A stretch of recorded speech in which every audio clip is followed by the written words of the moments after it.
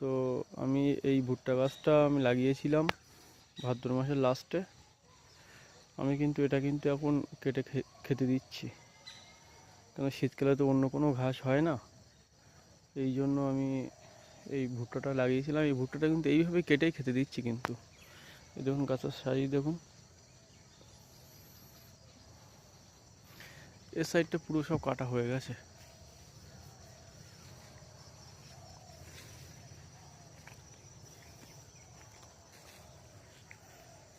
এটা পুরো আমার 15 কাঠা জমি, এটা টোটালি ভুট্টা করেছিলাম।